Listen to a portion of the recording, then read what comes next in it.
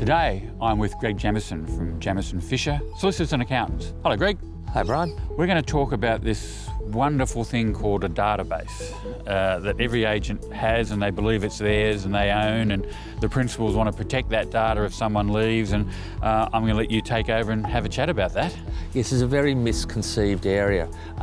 If I'm an employee and I'm referring people into the business, I'm out door knocking, I'm meeting people on weekends, I'm meeting them at the pub, and I'm bringing them in and putting them into the database, there's this perception that they're my clients, and we all talk about my clients.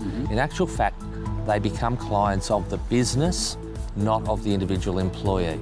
The courts have ruled because the employee has been engaged and is paid by the business, that they are gathering those potential clientele for and on behalf of the business. So that database belongs purely to the business and not the individual salesperson. So if I'm an employee and I'm leaving and I believe that they're my clients... You can't take them with you. Okay, so if I didn't take them with me and I left and those people contacted me... So this will depend on how the employment agreement is structured. Now, a standard employment agreement prepared by Reef has non-solicitation and confidentiality clauses, and quite often they may have a restraint. But let's say we don't have a restraint and I'm allowed to go and work down the road.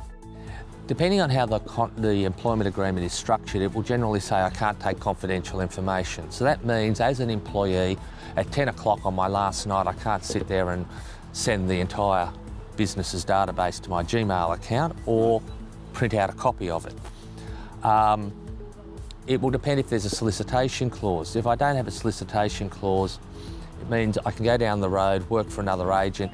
If a potential former client of that business contacts me directly, then that's not solicitation. But if I ring them and say, hey, I'm down the road, I know you want to sell your house, then that would be solicitation and fall foul of the employment agreement. So that's if you're an employee. What happens if you're a contractor, which is, But so first of all, commission only can still be an employee. A commission-only agent is an employee. And then if you set up your own company and you're doing conjunction with your old agency? If I become an independent contractor, I'm running now my own business. And so I may well be inputting all of the clients into the business's database, but as an independent contractor, those people that I'm putting into the business's database are actually my clients.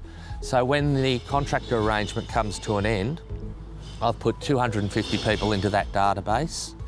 I can take those 250 contacts with me and continue to work with them. Being an independent contractor, could you be contracted where at the end you couldn't take it? Could that be in your contract? No, because then that would fall foul of the what's the indication that I'm a contractor, and that would be a controlling test, and then Office of State Revenue and the ATO would knock it down as a farce. Saying that you're not an independent contractor, you're an employee. That's it. Well, that's very interesting, Greg. I think we all learned a lot of that. Thank you very much.